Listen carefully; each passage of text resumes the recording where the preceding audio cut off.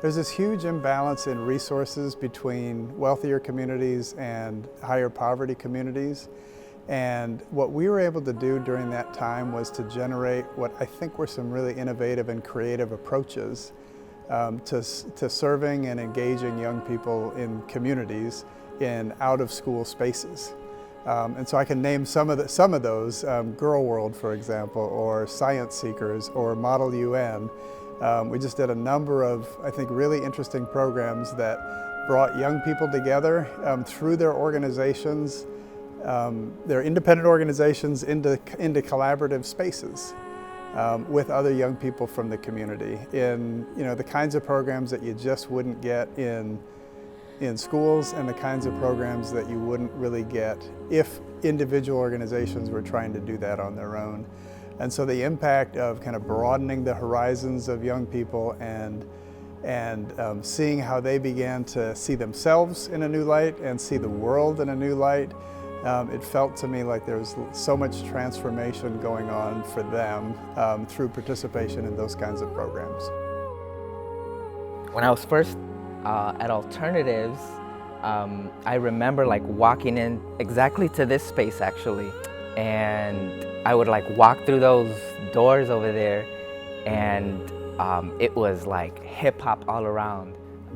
So this was like the place to come to for hip hop in Chicago, and a lot of people, and even I think all over the world, folks would come here to have breakdancing battles, MC battles. There's a graffiti battles happening here.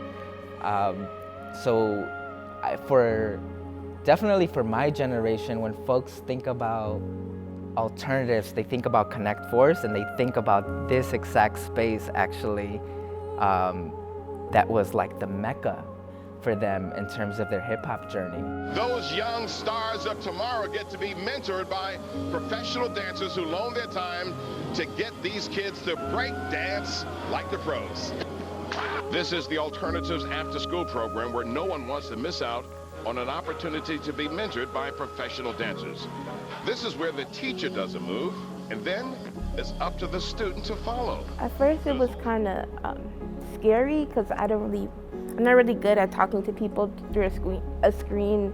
I'm more like face-to-face conversations, but the people at Alternatives made me feel very welcomed in their group. Most of my friends are near my age, most of my friends I go to school with, so attending Alternatives, being with kids from like 14 to 17, it was very like drastic to me because I don't really have friends that age, and most of my friends are like African American, so now I have friends who are Asian, East Asian, South Asian, and yeah, it was a nice experience.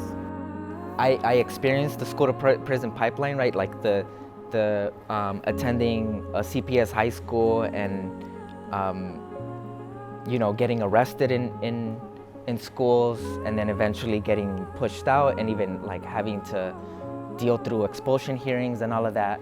And for me, like something that looks so simple is like a basic conversation of like, how are you doing, what do you actually need, could have put me on a completely different path. So my hope for young people who come through Alternatives is that they can create a world that they want to see, to have the type of impact, the positive impact that they want to have in the world, and really to have it be possible that beyond surviving, you can actually thrive, transform yourself, and transform the world around you.